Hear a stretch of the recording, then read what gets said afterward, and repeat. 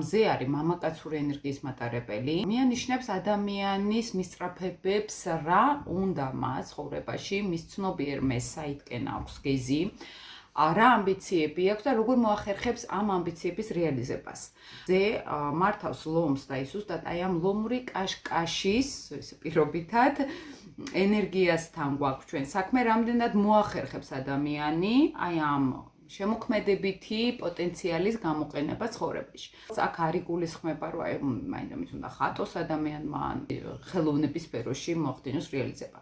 შემოქმედებითობა აქ ნიშნავს ლომურ შემოქმედებითობას, რომელიც არის დაკავშირებული უფრო პირად ინიციატივებთან. აი უცებ მოგაფიქრდა რაღაც ფირმის გაკეთება, შემოქმედი ხარ შენ რომელიღაცა საქმის, რომელიღაც პროექტის, მაგალითად შეიძლება იყო რაღაც დაწესებულებაში და შემოქმედი იყო რაღაცა პროექტის, ხომ? აი აქ ასეთ შემოქმედებით ენერგიაზე არის დაახლოებით საუბარი.